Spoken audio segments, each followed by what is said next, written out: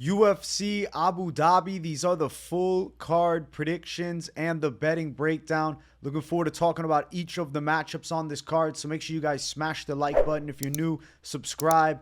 Turn the post notifications on and make sure you share the video too. And also note, I'll be live for the entire card Saturday, 12 p.m. Eastern time. Early start for this Abu Dhabi card. Don't miss the fight companion. And let's get into the first fight on it. We have Cedric Dumas versus Denis Tiuliulin. I'm going with Cedric Dumas to get the win in this fight here. Tiuliulin's 11-9 as a pro. One of the closer to 50-50 records you can find in the UFC. For the men's divisions, is pretty damn rare in this modern era. Tiuliulin's a brawler, and he lacks the technical skill set, and he's going to thrive in like dirty, brawl-heavy scraps where it's more like a bar fight as opposed to a high-level MMA fight. That doesn't mean he isn't okay. He's got some power. But Dumas is technically superior. He's also the younger guy with a much higher ceiling. 9-2 as a pro. Kind of underrated wrestling game too. Dumas dominated Cody Brundage on the ground. Granted, Brundage came in short notice.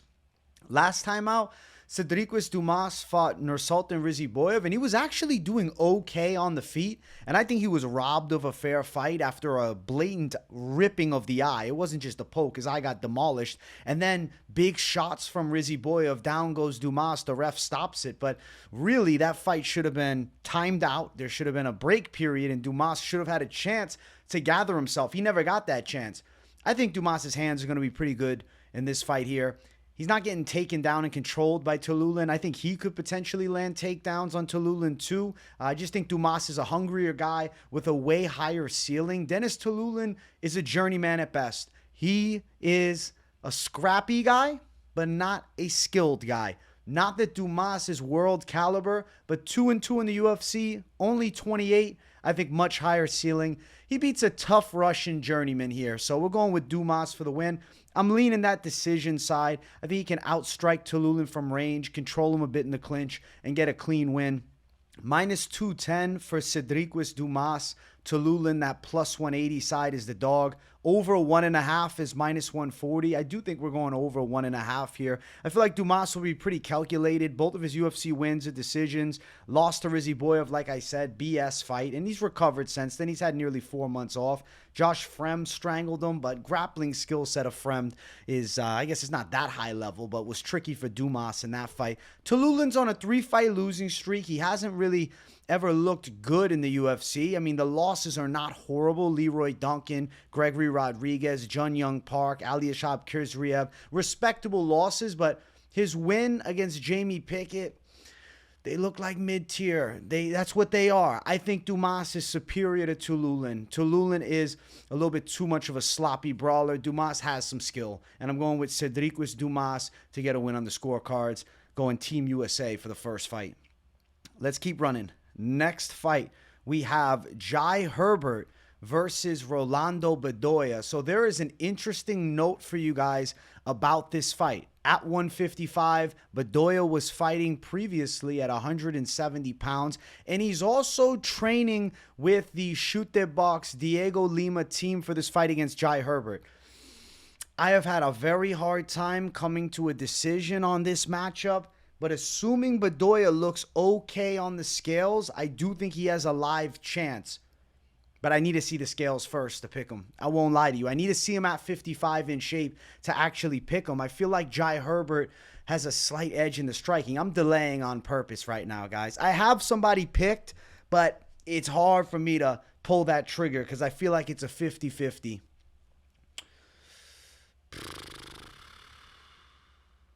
I think that Bedoya somehow wins the fight with grappling. I feel like at 155, he's going to be better. But I won't lie to you. I don't think Bedoya has great striking.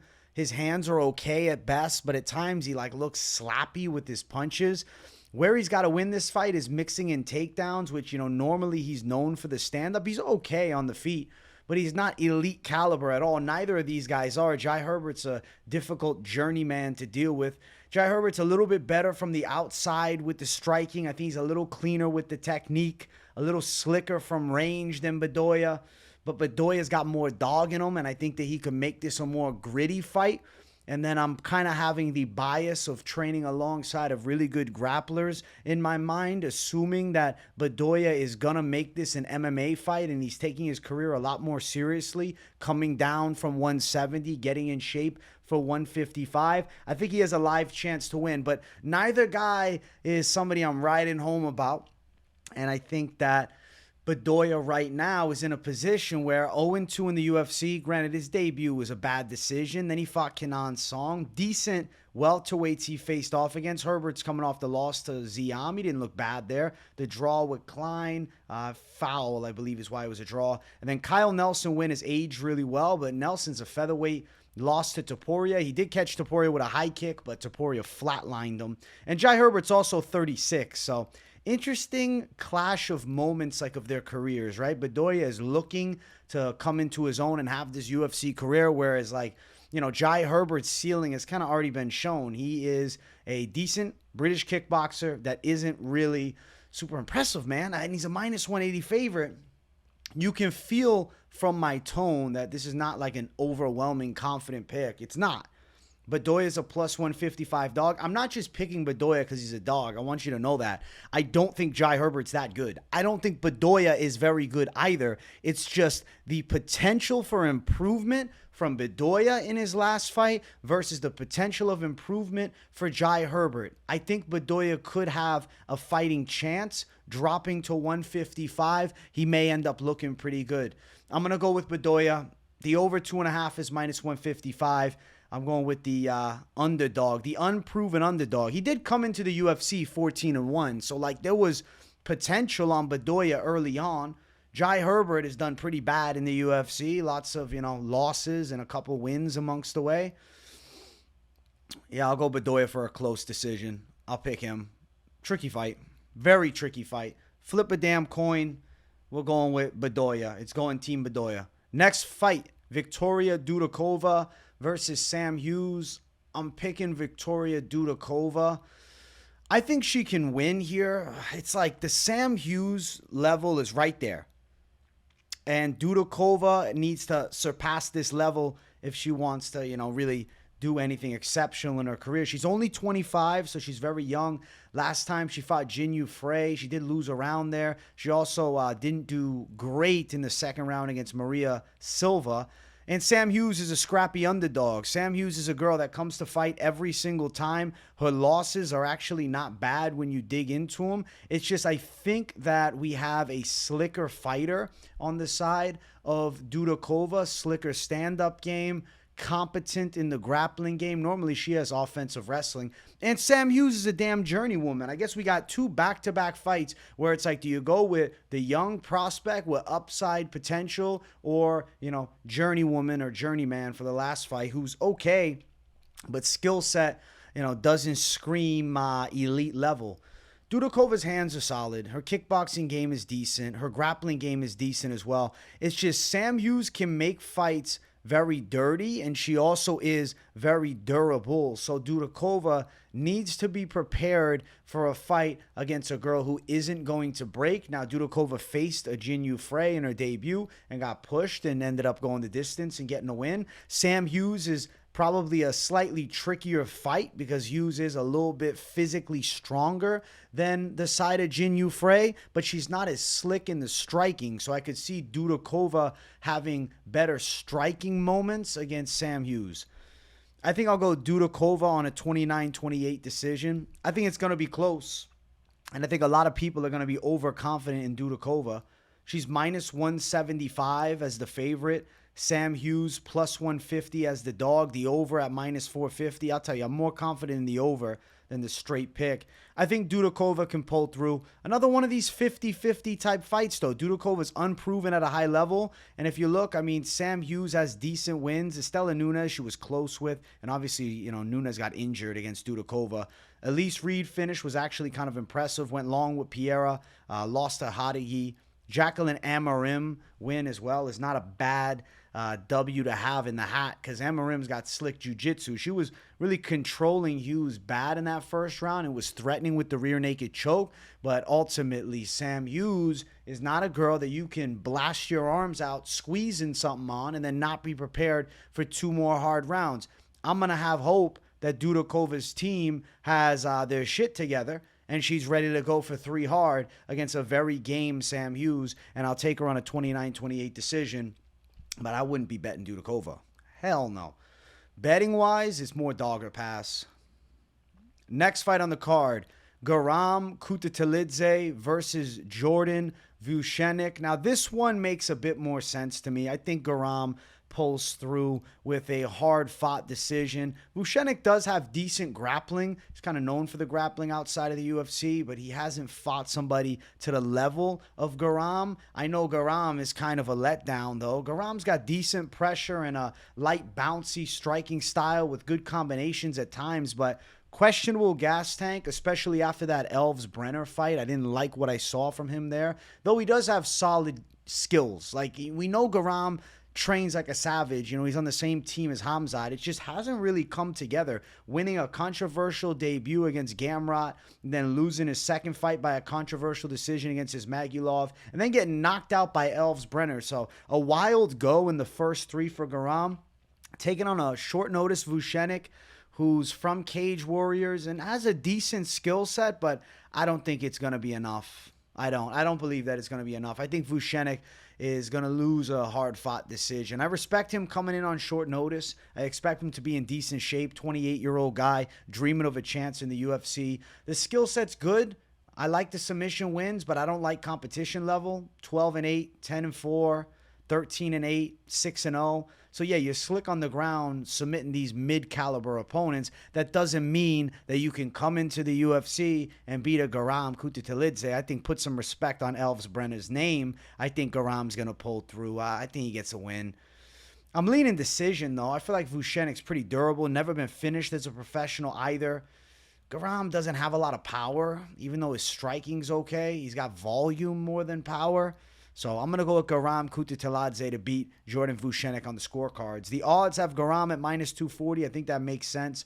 Vucenic coming in on short notice at plus 205. I do think Garam gets a victory finally. Holy shit. When's the last one?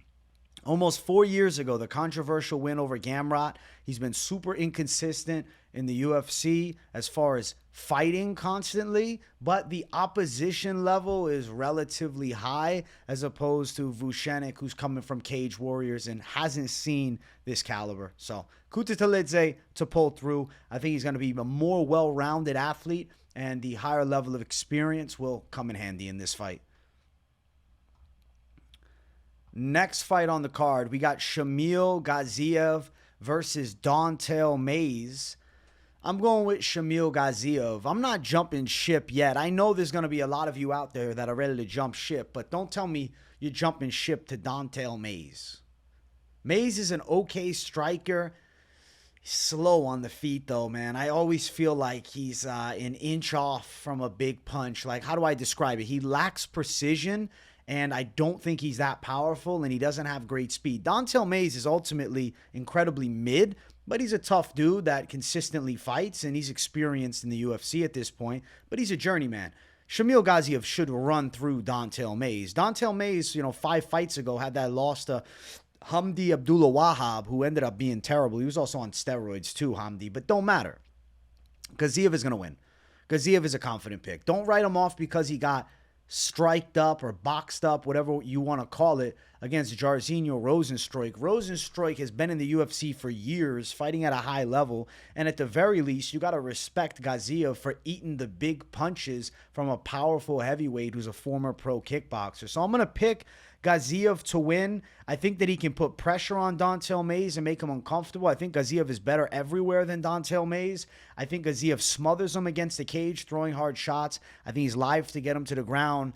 And I think Gaziev inside distance. I'll say Gaziev by submission. I feel like he's going to wear Don'Tale Mayes down on the floor a bit. I think he's going to land shots on the feet that make Mayes uncomfortable, and I think he'll get him to the ground, and then I think he'll find the back, and he'll find the strangle. So we're going with Shamil Gaziev over Don'Tale Mayes. I think he's getting his hand raised at the end of this thing. I like Gaziev a lot, actually, and I'm still a fan, okay? I'm not writing him off just because he lost to Rozenstruik, whereas Don'Tale Mayes, he beat Kyle Machado last time. Gaziev destroys that guy. Nascimento lost. Gaziev is better than a Nascimento. I don't care what anybody says about, yes, him getting rushed up the ranks too fast and he loses to Rosenstruik. It was his second UFC fight. He's going to right that wrong by dominating Don'Tale Mayes. Gaziev is minus 250. He's going to win. Don'Tale Mayes plus 210 is the underdog. I like Gaziev a lot this week. And then looking at the under, it's minus 135. Interesting. I am predicting an under, but I prefer Gaziev potentially in a parlay. I think that's going to be something interesting if you're looking to bet down on him. Don't write him off because of the loss.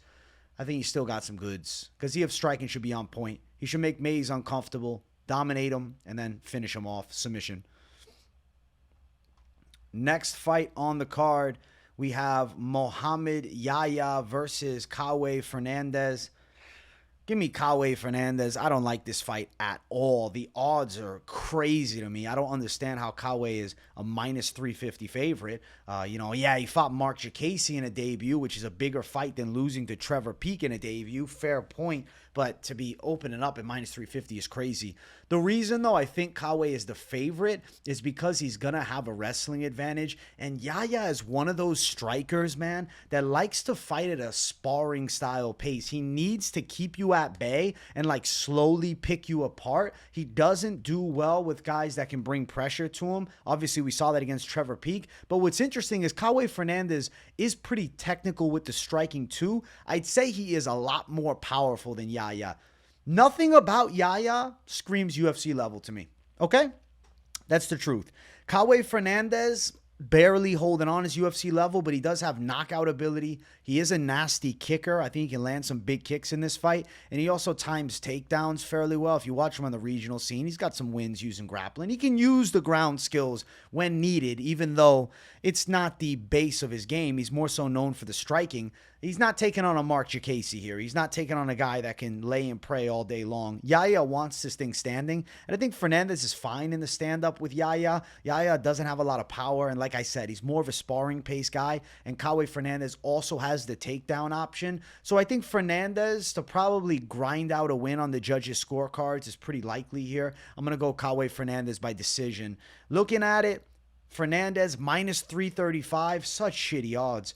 Plus 270 for Yahya. The over 1.5 minus 160. If Kauê Fernandes goes out and gets a first round knockout, I know he's got some sick KOs, but come on, man. LFA, 2 KOs. All right, now we're going to say he's definitely knocking out Yahya. I don't know about that. I think Fernandes wins, but I really won't be surprised if it's more of an MMA fight, not just a blitzing striking affair. Still picking Kauê Fernandes. And it seems like the expectation is he's going to deliver a scintillating knockout. Personally, though, I don't think that's the case. I think decision win where he does some striking well, finds some takedowns, and ultimately gets it on the cards. But I'm rooting for a finish. I hope I'm wrong in method of victory and Kauê Fernandes gets a highlight reel. Next fight on the card is our featured prelim. It's Alonzo Menifield versus Azamat Murzakanov. I'm going with Azamat Murzakanov to win, even though he looks like a fat Russian Homer Simpson. It's okay because he is surprisingly slick with his striking, and he's also a southpaw.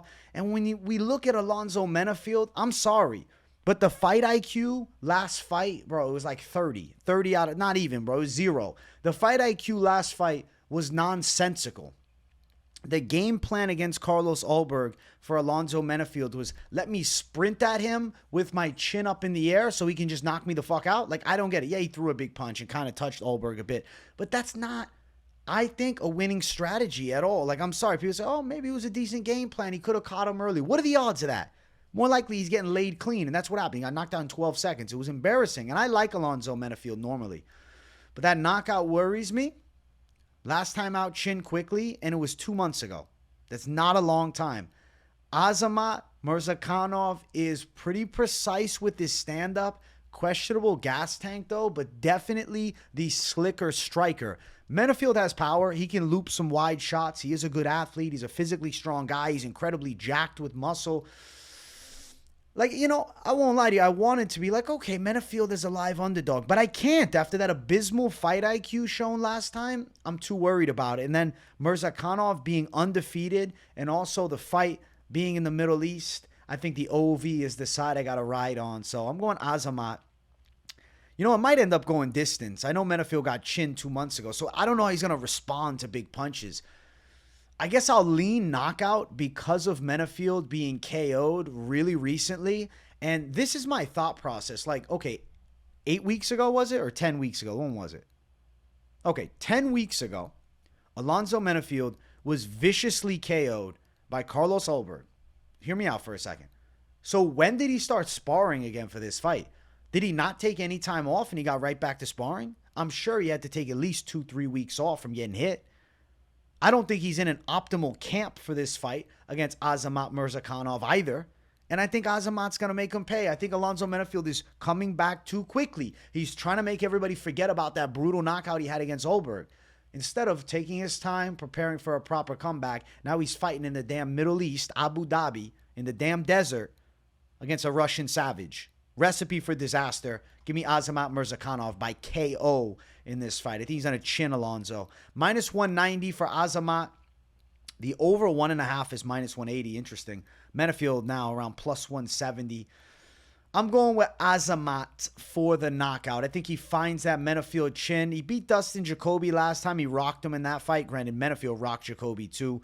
And then fight before that, knocked out Devin Clark. The Teflon Chukwi fight was horrible, but he won. Matthias Scheffel win. I mean, yeah, he's doing okay in PFL. Not a bad win, honestly. But Azamat Murzakanov for the finish is what I'm going to pick here. And it's because he has slick southpaw striking. For sure, he can box, and he's got nice overhand lefts. But it's also because Menifield is turning around way too fast, and I absolutely hate to see it. Next fight on the card, it brings us to our main card opener. If you guys haven't yet, make sure you smash the likes. If you're new to the channel, subscribe it up. This is not an easy one to pick. I'm going to pick Elves Brener over Joel Alvarez because I think that he can end up on top in scrambles.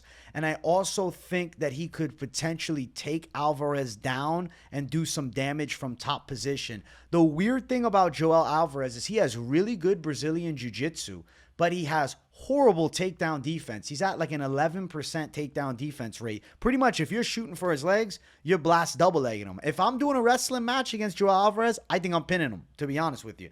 Now, Joel Alvarez has really good striking, and he's slick from the outside. He's got great leg kicks. He's got great volume. He's got nice elbows. He's got power. I think he's a more sharp striker than Elves Brener, but I don't think it necessarily comes down to the sharpness of Alvarez. I think it comes down to Elves Brener being that type of dog where he's going to keep coming, and he's got good looping shots over the top. He does have a good grappling game, and another major factor is the youth. 26 years old for Elves Brener. So in my mind, I think, okay, last time out, he looked decent late against Urabai, who's a tremendous wrestler, has way better wrestling than Joel Alvarez 2.5 months ago.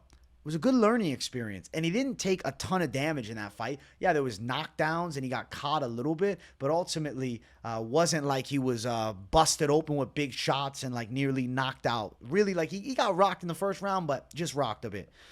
Fight before that, Chin Krucheski easily, beat Garam. Garam's win, that Garam win was good. Joel Alvarez is in a weird spot where 2 fights ago he fought Arman Sarukian, and then he takes on Mark Jacasey and subbed him up a year ago. He's not been that active, you know?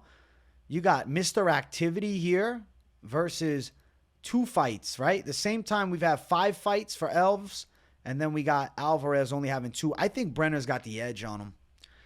I think Brenner's going to outdog him, out-scramble him, make this a scrappy fight, and I think that's where you favor Elves Brener in a scrappy fight.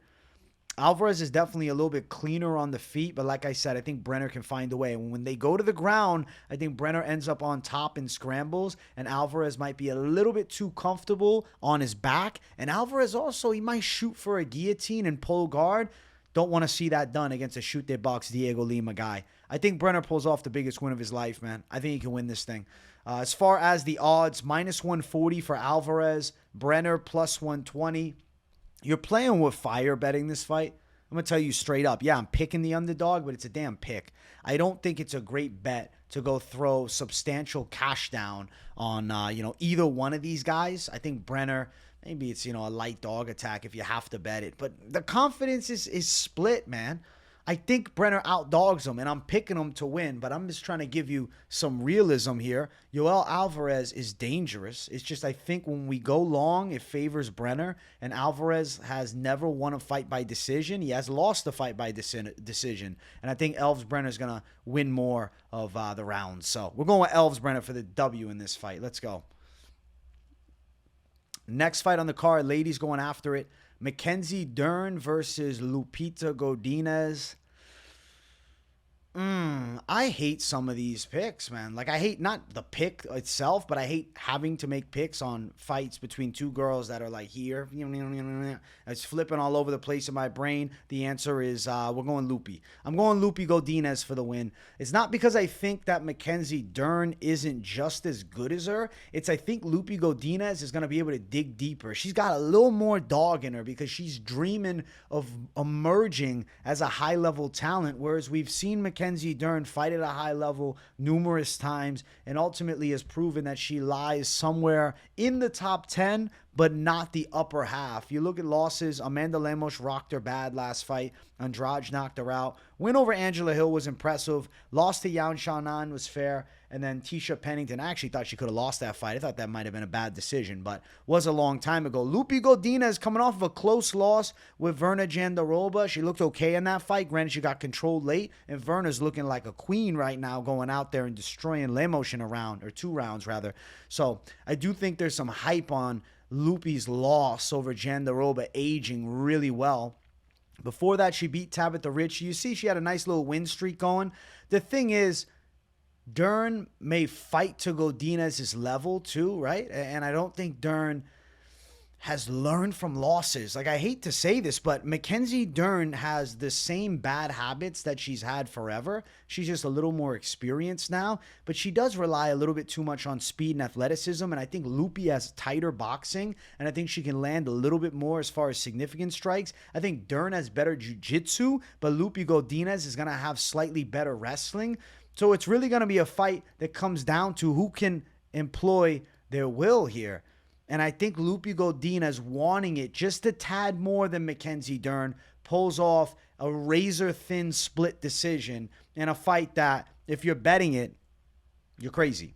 The odds for it, Lupi Godinez plus 106, Mackenzie Dern minus 126. Lupi's going to probably get it close, but the over is better. It's going long.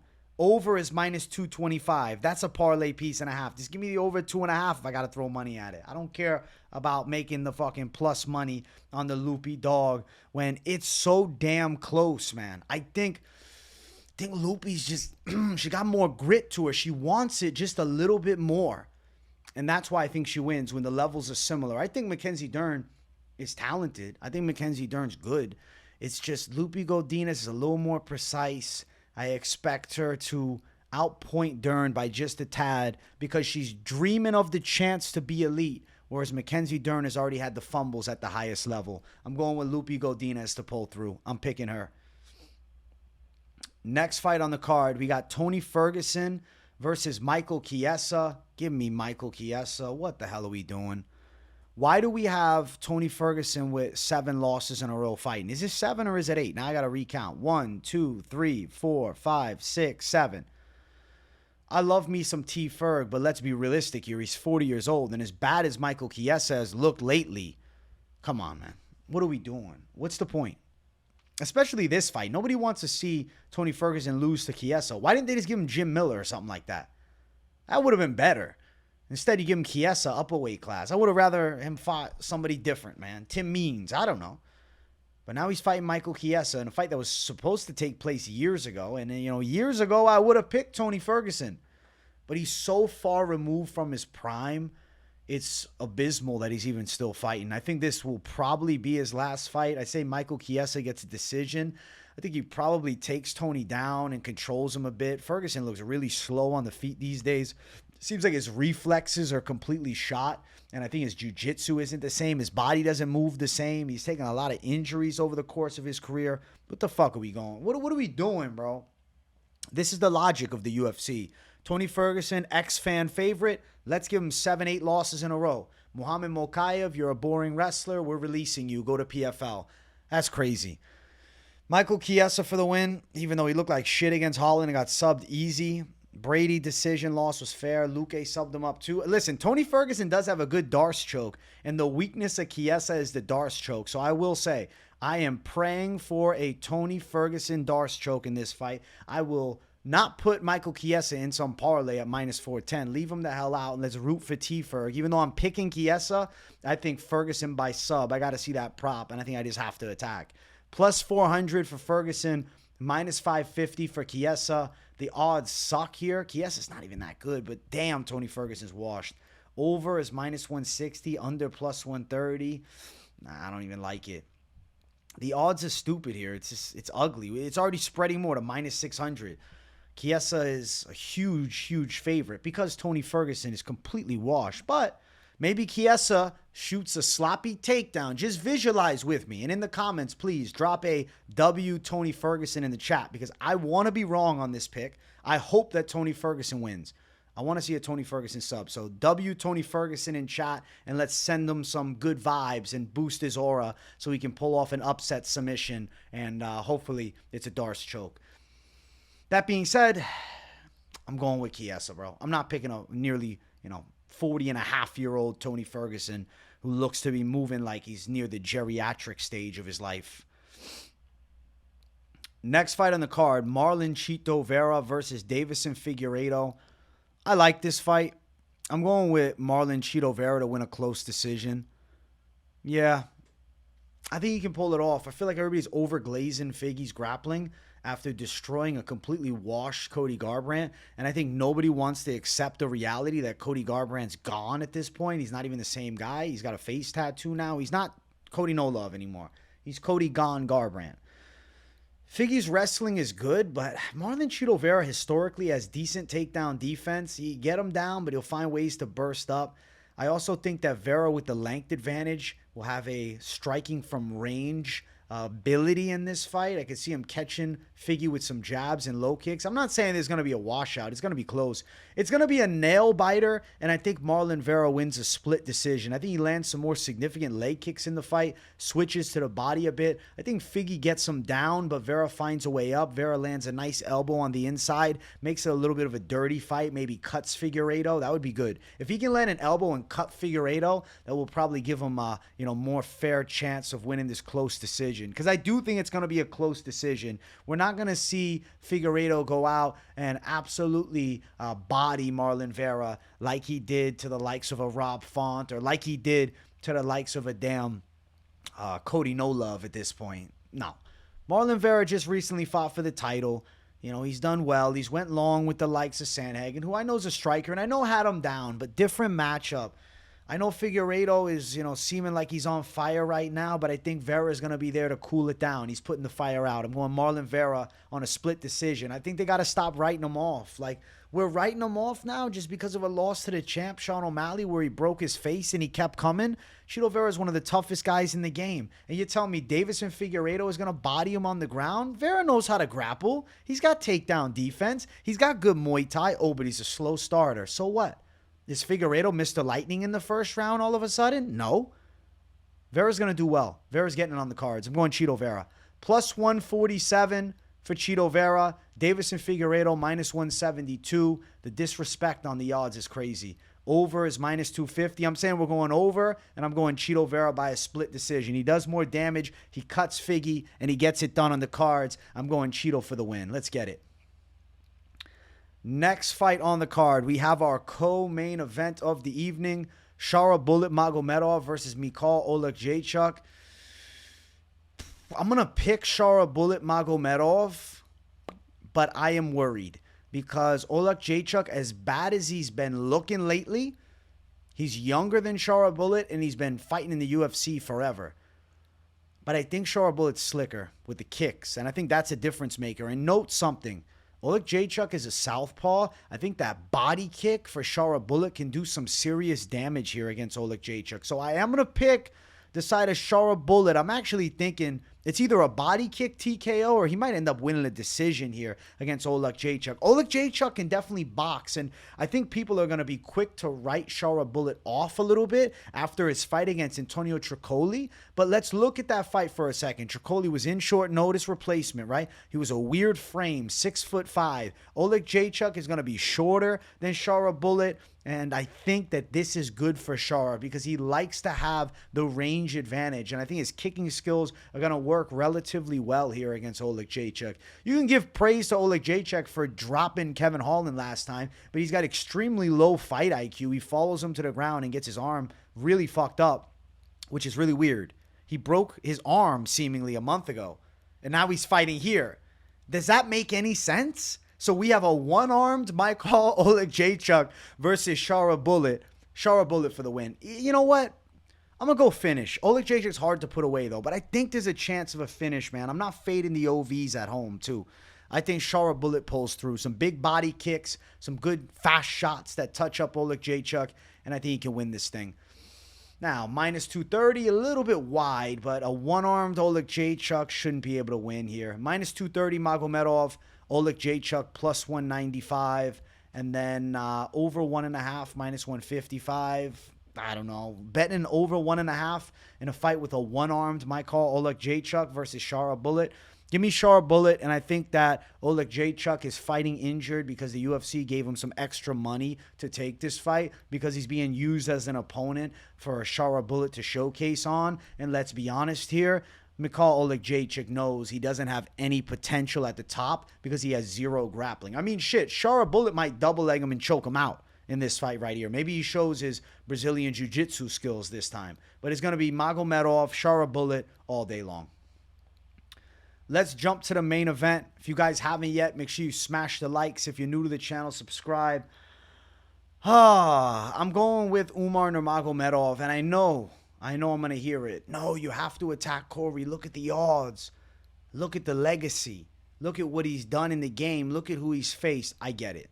I like Corey Sandhagen. He's a tremendous striker, and he has decent grappling too. And Umar Nurmagomedov has not fought anybody elite. But something about Umar that you must remember is he has been preparing for this fight against Corey Sandhagen for a very long time. This fight was supposed to happen a while back. Umar Nurmagomedov, he's getting the treatment of the Nurmagomedovs or the Makhachevs, all the Dagestan fighters associated with Khabib. Normally, they have a very hard time of finding a ranked opposition, and then they're bursted into a massive fight pretty quick out the gate. And that's exactly what's happening here with Umar. Umar's takedowns are definitely going to be on point. I think he's going to be chain wrestling all night. I think Corey Sandhagen might stun him with something, and people are going to go nuts. You're going to say, oh my God, he's going to get Umar. He rocks him with a big shot. Umar's going to scramble, land a takedown, recover, control from top. We just saw Belal Muhammad embrace the grind on Leon. And I think we're going to see Umar Nurmagomedov embrace the grind on Corey Sandhagen. Umar had tremendous potential for a long time. And I know you all see it. Yeah, he hasn't fought the elite opposition, but he's training in the same room with Islam Makhachev. And he's been training with Khabib Nurmagomedov. You get what I'm saying? The cousin of Khabib, his brother is Usman Nurmagomedov, who's probably the best lightweight outside of the UFC. Definitely the best lightweight outside of the UFC. So yeah, he hasn't faced the elite of the elite inside of the cage, but he's sparring with top caliber guys every single day that have elite skill sets in multiple facets of the game. Umar Nurmagomedov is more than prepared for this spot, and I also believe that Umar Nurmagomedov is going to fight to his true potential in this fight against Corey. Last time against Beksat, he got caught in a weird position. He got hurt early, right? He recovered quickly, grinded the fight out with the wrestling skills. I'm sure that he overlooked Beksat a bit. How could you not? How could you not? He does have a knockout win over Hani Barchalos. That was pretty badass. Umar's got good striking. He's got slick kicks, and he's got good speed on the feet. And his chain wrestling is exceptional, man. He's going to be on takedowns consistently. I think he lands them. I think Sandhagen can defend a few, but it's not going to just be a few. It's going to be all night long. And Umar can also strike with intent and can strike well. Sandhagen would need to pitch a perfect game. Either 5 rounds of takedown defense and outstriking in Umar. I don't see it. or it's got to be Corey Sandhagen landing either a flying knee or like a massive shot, maybe an elbow and then a knee in the center or a big body kick. Corey Sandhagen needs to put Umar Nurmagomedov away to keep him off of him and keep him at bay. He's going to have to hurt him. And I just don't think there is a high likelihood that Sandhagen can put the lights out of Nurmagomedov. I think Nurmagomedov closes the gap, makes Sandhagen uncomfortable, finds takedowns, garners control time, wears him down from top position, has okay moments in the striking, and I think Nurmagomedov is live to get a decision. Now, I will say this. We saw Sandhagen submitted sometime back against Aljo. I could see Umar taking the back and locking up a sub, and that would kind of be the ultimate coming out moment for Umar Nurmagomedov. And we've seen with, some of the Dagestan fighters, they might have more snooze-festy wins early, but when the big spots come, they absolutely thrive and shine, and I think that is exactly what we might have here with Umar Nurmagomedov. So I really want to see what that sub prop is going to look like as we get closer. But ultimately, Umar gets the biggest win of his life, and then he's probably right in line for the title fight against Sean O'Malley. I mean, the UFC will probably gift Sean O'Malley a fight up in weight against Topuria and make Nurmagomedov wait and maybe do one more. I don't know. As Umar with a win here, he's close to Sean O'Malley, and let me tell you, Umar Nurmagomedov will be Sean O'Malley's most difficult test at 135 pounds, no doubt. As far as the odds, Umar's a 3-1 favorite. Isn't it crazy that Umar, who has not fought anybody elite level, is a 3-1 favorite? If this was minus 150, it's a lot more playable. It's not really here with Umar at minus 300. But I do think he's going to win, and maybe you're parlaying it up because you believe in the OVs. Sandhagen's a plus 250 underdog, which is crazy because Sandhagen's a gangster. But I know why. It's because Umar's grappling. The over minus 175. Umar could get him out of there earlier. I think everybody's thinking it's only going to be pressure, chain wrestle, control. There's no chance of finish. Umar could take Sandhagen's back and strangle him. I think it's a possibility. We've seen, it's not like Umar hasn't finished fights. He's got rear naked chokes in the arsenal. And even though, maybe he didn't show it against Beksat, or maybe he didn't show it against Nate Menes, doesn't mean he's not going to show it here against Corey Sandhagen. Especially because we have a 28-year-old Umar Nurmagomedov who's in the best spot of his career. I think he's going to show up in most primed form, and I think Umar Nurmagomedov is going to become probably the #1 contender after this because Corey Sandhagen's damn close to being a #1 contender. I'm going Umar Nurmagomedov, still undefeated after the main event, and I think that the bantamweight division has a terrifying Nurmagomedov on their way to the title, and we got to accept, man, the Dagestan fighters are built differently, and their wrestling is going to be incredibly difficult to stop for everyone. And I think Corey Sandhagen is no exception to that. Umar Nurmagomedov to win the main event. That is UFC Abu Dhabi. Some weird fights on the prelims that I'm like, shit, you betting those? You're a wild man. Good luck to anybody betting on this card.